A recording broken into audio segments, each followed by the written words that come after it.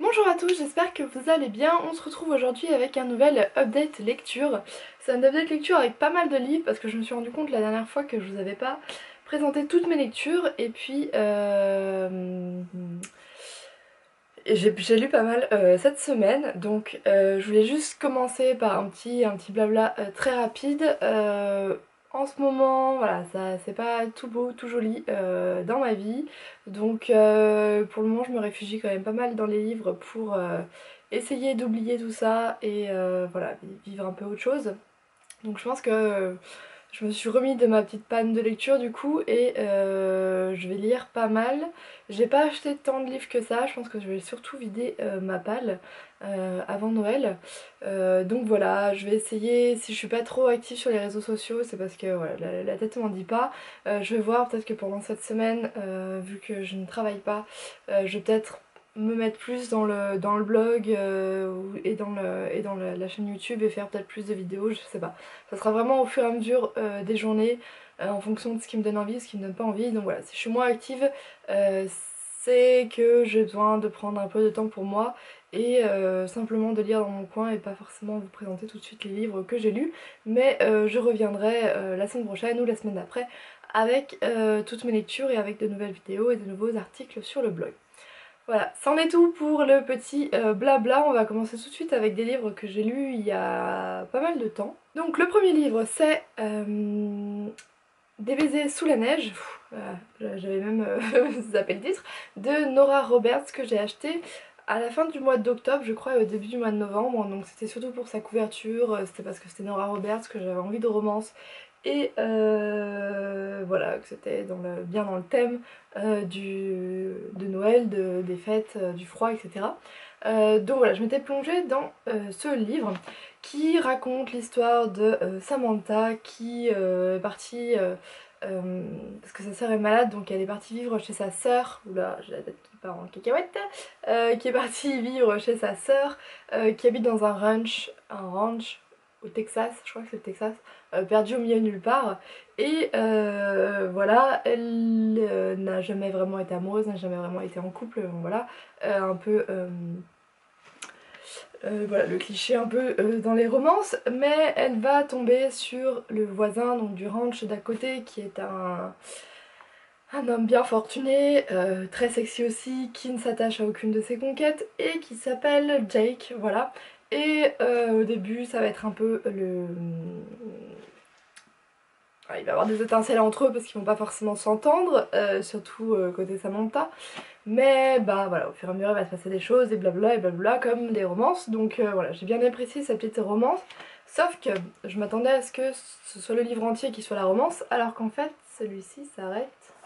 Je ne sais plus, mais en gros il s'arrête vraiment. Enfin, il fait pas grand chose quoi. Je pense qu'il s'arrête par là quoi. Peut-être un peu plus, mais pas énormément. Donc j'ai trouvé que la romance allait quand même super vite. Ce qui m'a un peu gênée parce que j'aime bien les histoires un peu complexes. Et voilà, là j'avais bien aimé retrouver le style de Nora Roberts, mais c'était vraiment trop rapide. Et en fait, dans ce livre-là, il n'y a pas seulement cette romance-là, il y en a plusieurs. Je crois qu'il y en a 4 ou 5. Voilà, suivi. Donc c'est L'amant de Wingoming, suivi de deux autres récits de Nora Roberts. Donc déjà, dans le premier, j'ai pas trop vu la neige. Pas énormément, enfin on est dans un ranch au Texas. Donc j'ai été un peu déçue, j'ai pas lu les deux autres parce que bah, je m'attends à ce que ce soit pareil des petites romances et là j'avais pas forcément envie, donc je vais le garder, peut-être que je lirai les deux autres courant de l'hiver. Si vous avez lu les deux autres, n'hésitez pas à me dire ce que vous en avez pensé, peut-être que ça me motivera pour les lire. Le deuxième livre que j'ai à vous présenter, c'est Driven, la saison 1 de Kai Bromberg. Bromsberg.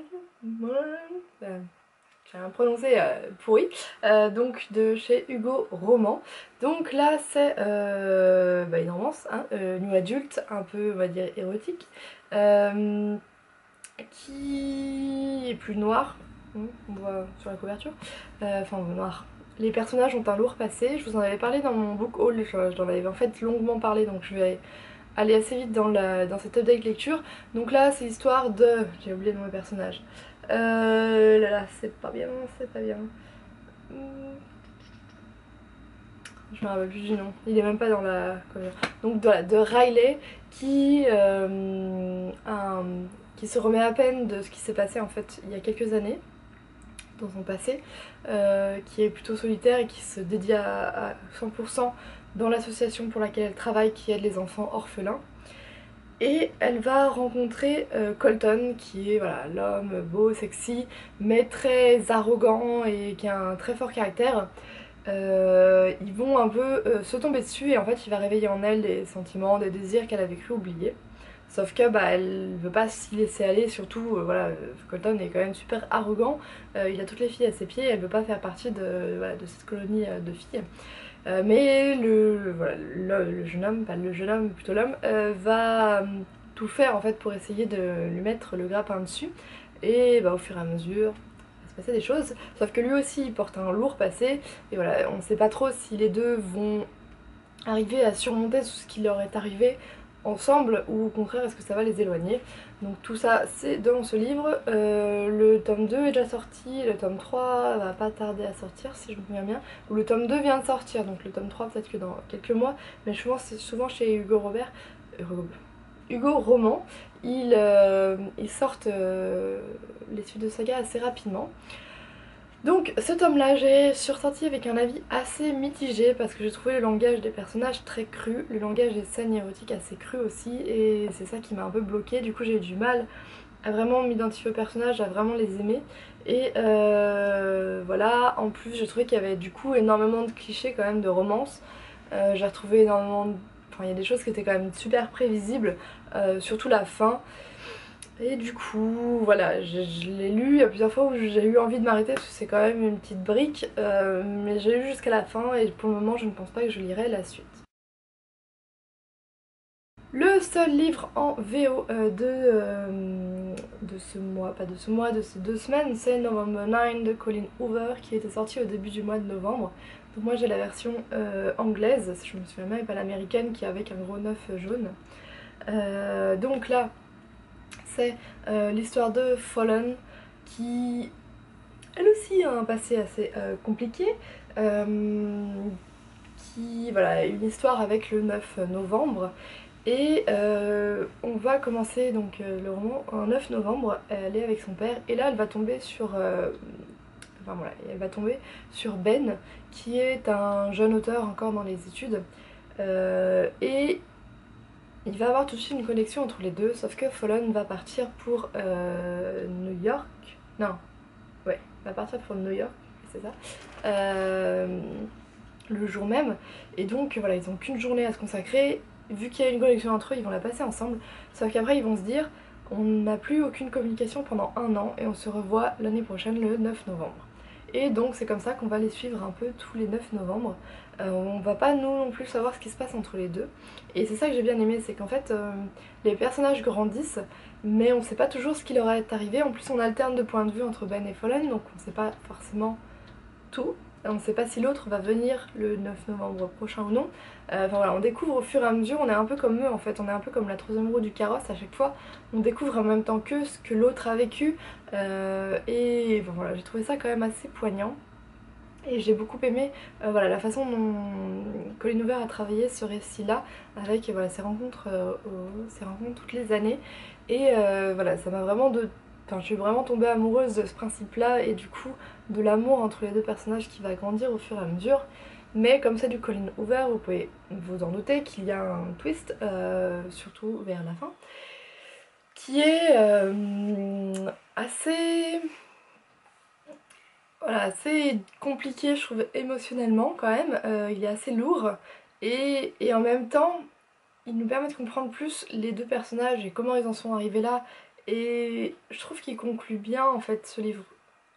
Même s'il est compliqué, il complète bien la lecture et voilà, il nous permet vraiment de mieux comprendre les personnages parce que tout au long du livre on sent que il cache quelque chose, qu'il y a quelque chose, voilà. Ben, il est quand même assez mystérieux, même si des fois on se retrouve dans sa tête en fait. Et voilà, enfin, comment vous dire que celui-là aussi de Colin Hoover, je l'ai dévoré. J'ai beaucoup aimé ce concept-là. Ça sera pas un de mes préférés chez Colin Hoover, ça restera quand même Maybe Someday et Ugly Love. mais il monte quand même dans l'échelle des livres que j'ai lus de cet auteur. Et voilà, j'ai quand même beaucoup aimé tout ce concept. Je vous laisserai en barre d'infos ma chronique parce que je pense que j'arrive mieux à m'exprimer tout ce que j'ai pu ressentir avec ce livre là. Et voilà, je suis tombée amoureuse des personnages, même si au final ils sont pas parfaits. C'est ça que j'ai bien aimé, c'est que leur histoire d'amour n'est pas parfaite et les deux personnages non plus. Il y en a pas un qui va être plus parfait que l'autre et aider l'autre, voilà. Non, ils ont tous les deux des cicatrices profondes et ils essaient tous les deux de les surmonter et on va voir comment est-ce qu'ils vont y arriver à deux et tout ce qui va se passer. Enfin, voilà, le livre m'a vraiment pris au trip tout le long. À chaque fois j'avais envie de savoir ce qui allait se passer l'année suivante et parce qu'ils se quittaient toujours, enfin voilà, c'était toujours compliqué. Et voilà, si vous lisez en anglais et si vous aimez le Colin Hoover, n'hésitez pas à lire November Night. Ensuite, on repasse avec du français et un livre dont j'ai énormément entendu parler l'année dernière mais auquel j'avais pas osé me lancer. C'est La 5e vague de Rick Yancey qui va sortir au cinéma au courant février si je me souviens bien. Donc là aux éditions Robert Laffont. Voilà, c'est ce que j'ai trouvé à l'intérieur. Donc je vais pas vous refaire tout le synopsis parce que je pense qu'il est vraiment très bien connu. Donc c'est un peu une invasion extraterrestre. Il y a eu 5 vagues, et 4 vagues, et là on en est à la 5e qui approche. On suit plusieurs personnages dont Casey voilà, qui se retrouve seule, qui doit essayer de survivre et qui essaye de retrouver son frère. Et il va lui arriver des choses. On va suivre aussi d'autres personnages à l'intérieur et j'ai beaucoup aimé la façon dont Rick Yancey nous fait aimer ces personnages.